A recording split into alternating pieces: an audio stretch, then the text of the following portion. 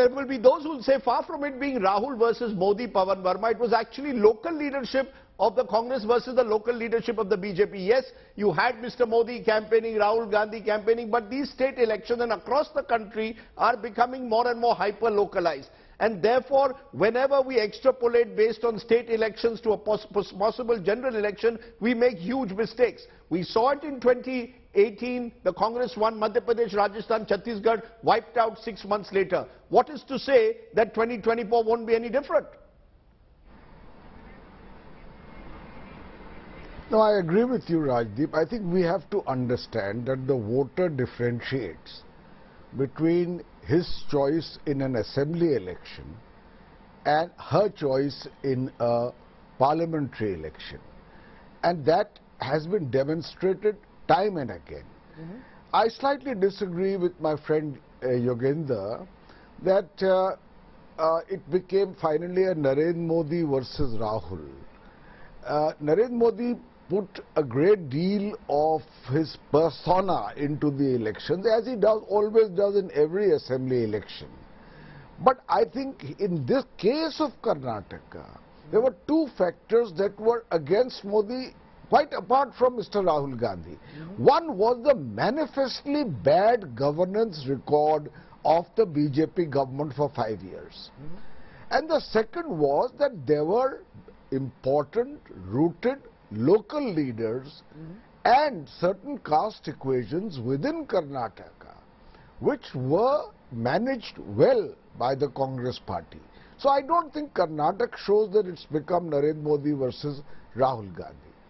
The third thing I want to say, if you extrapolate Karnataka to what may happen in 2024, you see, the BJP has its strengths: leader, narrative, you may not agree with it, organized cadre, verifiable welfareism.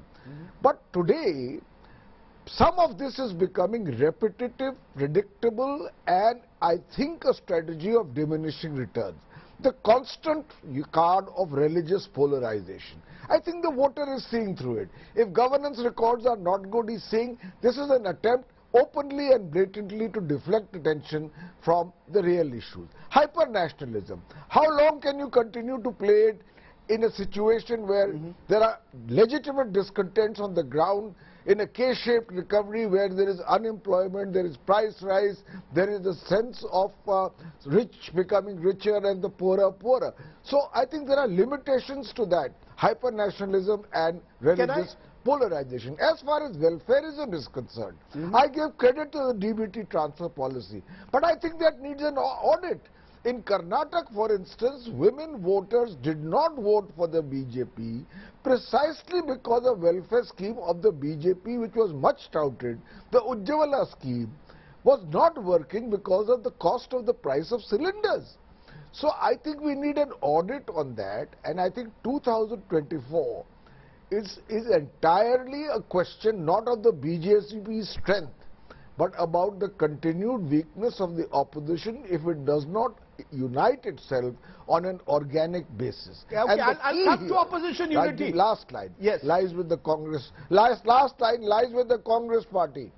Okay, we will come to opposition unity as well, but early comments suggest that brand Modi needs reinvention. Yes, this was a state election. Yes, we cannot overread a state election, but religious polarization, Jai Bajrang Bali, somehow or the other trying to create divides on the ground. The Home Minister, no less, suggesting there could be riots if the Congress comes to power. Does it need a greater focus on just pure and simple governance? The BJP says this is a large constituency of Labhartis, but the Labhartis seem to prefer the Congress's 5 guarantees to the BJP's promised benefits. Rajiv, I'll give you 2 challenges for the BJP in the election of 2024 and 3 advantages. The 2 challenges, after 10 years, obviously a third election is always going to be tough because there is a fatigue. No hostility perhaps to Mr. Modi, but fatigue. And voters who were first-time voters this time were 10 years old in 2014. So they will need to be, be enthused in a sense. So a certain reinvention is called for irrespective of who's in contention for the third term. The second disadvantage is, I would say, what the BJP has to guard against. Every party going into election is both combative and inspirational. It has to have that right balance. Today the BJP, not Mr. Modi individually, who's still much admired, but the BJP's identity is seen as perhaps over-combative and not sufficiently inspirational. It has to guard against that. Okay? With relatively weak chief ministers as well. In some states, and where they have weak chief ministers or weak leaders, they lose. Because the double engine concept seems to have been dented, derailed in Karnataka. I'll give you three advantages of Mr. Modi. We all talk about his appeal. What are the ingredients of his appeal? Number one, the last 5 years or 7 years has seen a massive infrastructure boom. From airports to rural water, to housing for the poor, to railway stations. Some part of this infrastructure, some part of some infrastructure upgrade has touched everybody's life. Okay, I'm not saying everybody has benefited from everything, but something has touched everybody. Second, there has been a K-shaped growth after COVID. COVID was a cataclysmic event. Those at the upper end have benefited from the opportunities post-COVID. Those at the bottom half are still struggling. However, targeted welfareism as well as very efficient inflation control. Inflation last month was 4.79%, which is given what's happening in the world, which is very important to note. And the third factor is, in a time of global upheaval in Pakistan, upheaval in Syria, on the China border, in a time of global upheaval, and intuitively voters recognize there is global upheaval. Voters in Delhi recognize this, voters in Darbhanga recognize it.